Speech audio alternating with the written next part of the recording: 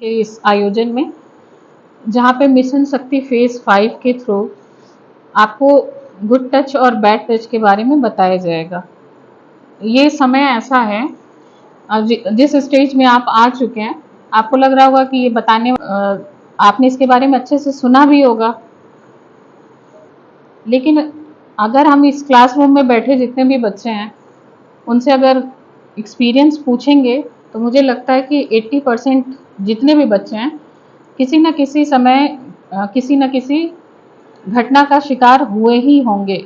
ऐसा एक्सपीरियंस कभी ना कभी हुआ होगा आपको, जब आप बस में होंगे, ऑटो में होंगे, ट्रेन में होंगे, घर पे होंगे, क्लासरूम में होंगे, तो किसी ने आपको गलत नियत के साथ स्पर्श किया ही होगा। ऐसा कोई नहीं होगा जो इस एक्सपीरियंस से दो चार ना हुआ हो, चाहे वो लड़के हों या लड़कियां हों, है ना। कई बार तो आप उससे भी बहुत असहज महसूस करते हैं, ऐसा लगता है कि हम जो है भीड़ में भी बिल्कुल अकेले हो गए, है कि नहीं।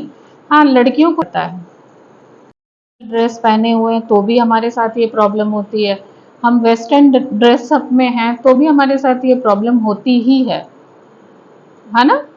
तो इस तरह के बहुत सारे सिनेरियो हैं जो जिससे आप एक्सपीरियंस कर चुके हैं, गुजर चुके हैं।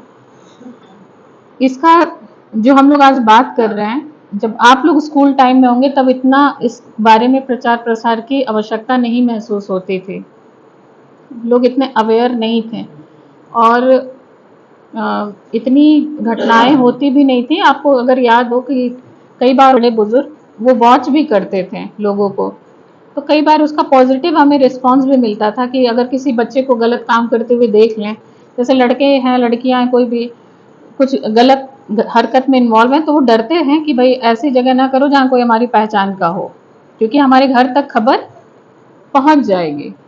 ये लगता था ना कि ये देखो यार, वो देख लिए आज हमको, यहाँ हमने कॉलेज बंक किया और हमारे पड़ोसी देख लिए, तो अब मम्मी तक तो खबर पहुंच जाएगी।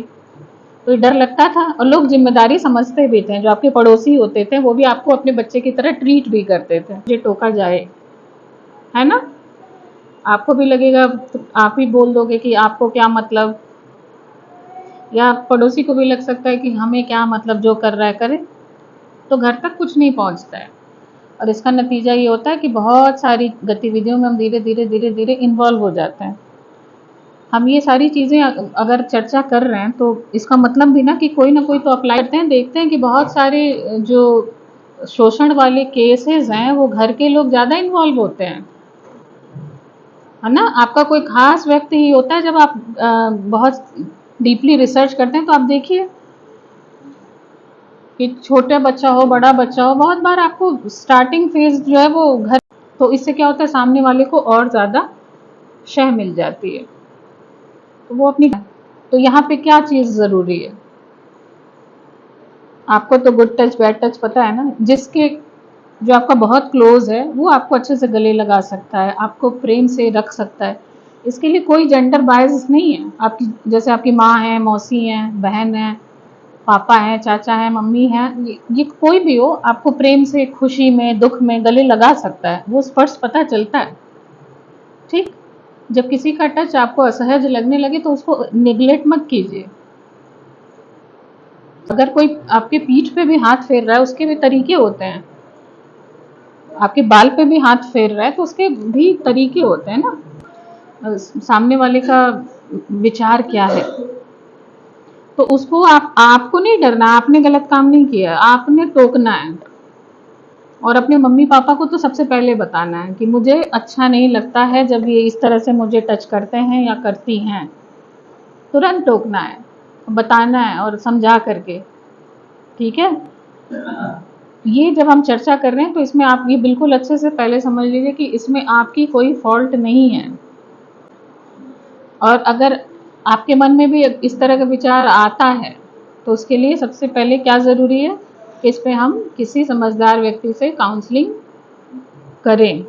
जो भी आपका क्लोज व्यक्ति हो, जिससे आप चर्चा कर सकते हैं, बात कर सकते हैं, उससे बताएं, कहें की ज़रूरत नहीं है। आप बात कीजिए अपनी बहन, भतीजी, सबसे इस बारे में बताइए कि बेटा हमें आप पे पूरा भरोसा है, आपको कुछ भी अच्छा बुरा जब महसूस हो तो हमें डिस्कस करो, ये बहुत बड़ी जिम्मेदारी है। वो पहले न डरे कि हम अपने भाई से बताएंगे तो भाई मेरा क्या सोच। अभी हम लोग जब इस तरह के इवेंट कर रहे थे तो बच्चे ने आकर के बताया कि मतलब बैचलर का बच्चा है, उसने कहा कि मुझे पता नहीं था लड़कियों की प्रॉब्लम्स को लेकर के, लेकिन मुझे जैसे जैसे क्लासेस में अंदाजा हुआ तब मुझे पता चला कि मेरी बहन क्यों इस तरह से चिड़चिड़ी हो रही है, क्यों उसका बिहेवियर चेंज हो रहा है। तो मैंने उसको प्रॉपर बातचीत की, डॉक्टर से दिखाया, तो बहुत सारी चीज़ें पता चली। मतलब उसको अंदर से फिजिकली बहुत सारी प्रॉब्लम थी लेकिन वो समझ में नहीं आ रहा था। तो उस भाई ने पहल की, मुझे बहुत खुशी हुई इस बात की कि चलो अच्छा है कि किसी एक ने सोचा। तो अगर हम लोग यहाँ पे बोल रहे हैं, बातचीत कर रहे हैं, आपने ध्यान दिया कि मेरी बहन को भी दिक्कत है और कोई उसकी सुन नहीं रहा है, तो आप भी तो है ना। तो ये मुझे बहुत खुशी हुई कि बच्चे ने पहल किया, उसको डॉक्टर के पास ले गया, प्रॉपर प्रॉब्लम को समझने की कोशिश करी। आप भी ध्यान दीजिए, अगर आपका छोटा भाई बहन जो भी है वो स्कूल अच्छे से जाता था, खुशी खुशी जाता था, अचानक से वो क्यों मना करने लगा कि मुझे नहीं जाना है स्कूल, मेरे पेट में दर्द है, मेरे सर में दर्द है, मेरी आंख में दर्द है। आप पता लगाने की कोशिश कीजिए कि ये दर्द के पीछे ऐसा तो नहीं है कि वो, आपने बहुत सारे न्यूज़ में पढ़ा होगा, देख, बस ड्राइवर, स्कूल में कोई टीचर, स्कूल में सीनियर्स बुलिंग करते हैं, और बुलिंग का लेवल बहुत बुरी तरह से होता है भाई। तो आप भी देखिए कि अगर आपके आसपास आपके छोटे भाई बहन भतीजे जो भी हैं, पड़ोसी, अगर उसका बिहेवियर किसी पर्टिकुलर चीज़ के प्रति कम हो रहा है तो उसके पीछे कोई रीज़न होगा। हमको अब सबको सबके निगाह से नहीं देखना, ये भी हम नहीं कह रहे हैं, है ना। कई लोग का अटेंशन अच्छा ही होता है, करेंगे। बहुत खुशी होती है कि कोई आपका अच्छा खबर सुन लिया तो आपको उठ के गले लगा लेता है भाई, है ना। मान लीजिए आपने कोई नेट क्वालिफाई कर लिया, है ना, हम लोग सुनेंगे तो क्या करेंगे, हम भी गले लगाएंगे, गुप्ता जी भी गले लगाएंगे। उसमें कोई अटेंशन थोड़ी होगा, ये आपको भी अच्छा लगेगा, है कि नहीं। तो ये क्या है, ये प्रेम का, स्नेह का, खुशी का है टच। ठीक है। तो जब आप इस तरह के सेंसेस को समझना शुरू करेंगे और उसको अप्लाई करना शुरू करेंगे तो आप बहुत सारी चीज़ों से अपने आप को बचा सकते हैं। और इन बातों को जब आप घर में चर्चा करेंगे तो अपने साथ 2-4 लोगों को और बचा सकते हैं। हर बच्चा बोलने में इतना सहज तो नहीं होता, होता है ना, कई लोग बच्चे तो होते हैं मुखर होते हैं, वो अपनी बातचीत कह लेते हैं, मम्मी से कह लेंगे, चाची से कह लेंगे, भाभी से कह लेंगे, पापा से, भाई से। कई बच्चे नहीं होते हैं मुखर, वो अपनी बातें अपने तक रखते हैं और बहुत सारी अच्छी बातें भी, बुरी बातें वो नहीं कह पाते हैं। तो ये सारी भी चीज़ें हमें समझनी कि हमारे आसपास या हम खुद भी अगर उस कैटेगरी में आते हैं तो हम अपनी प्रॉब्लम को कैसे शेयर करें। अपनी लाइफ में एक आध ऐसे जो आपकी प्रॉब्लम को बिना जज किए सुन ले,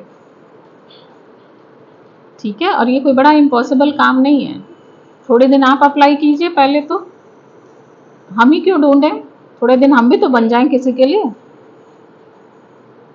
तो शायद कोई हमें भी मिल जाएगा जो हमें भी बिना जज किए सुनने लगे, है ना। कोई बच्चा है जिसका बहुत साथ होता है क्लास में भी, आप अपने आसपास ही देख लीजिए, जो चश्मा पहनता है उसका नाम चश्मिश हो जाता है, जो मोटा है वो गोलू हो जाता है, जो पतला है वो क्या लिख देंगे, कुछ भी कह देंगे, सीख कबाब कह देंगे माचिस की तिल्ली कह देते हैं हाँ हाँ, किसी के, चलो भाई सबका आईक्यू लेवल एक जैसा नहीं होता है, तो हम अपने से शुरुआत करें, हम पहले सुनने वाला बने, तो फिर हमें भी सुनने वाला ज़रूर मिलेगा, है ना। जब हम सब ऐसे ही माहौल को बनाएंगे तो हमें भी तो मिलेगा ना ऐसा ही माहौल। तो कोशिश कीजिए कि अपने शब्दों से भी किसी को बुरा ना महसूस कराइए, टच तो बहुत बड़ी बात है, ठीक है।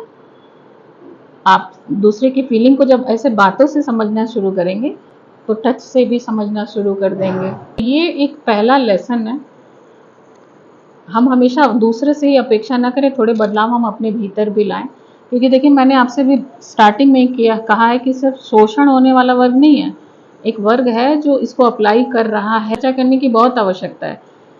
जिस तरह की घटनाएं रेप केस और जिस तरह से ब्रूटल रेप केस की हम लोग बात करें, किसी के भी मन में हम अगर कल्पना करते हैं तो समझ में नहीं आता है कि दया भाव क्यों नहीं आ रहा है कि छोटी से बच्ची से लेकर के बुढ़े औरत तक का हम देखते हैं कि रेप हो जा रहा है। छोटी सी बच्ची आपको किस तरह से एक्साइटेड कर रही है, ये तो सोचने वाली बात ही है। नॉर्मली लोग कह देते हैं ना कि हाँ लड़की ने ऐसा कपड़ा पहना था, रात में गई थी, बहुत सारे केस हैं जो आपको पता है। तो लोग ये आर्गुमेंट रखे थे ना कि ऐसे कपड़े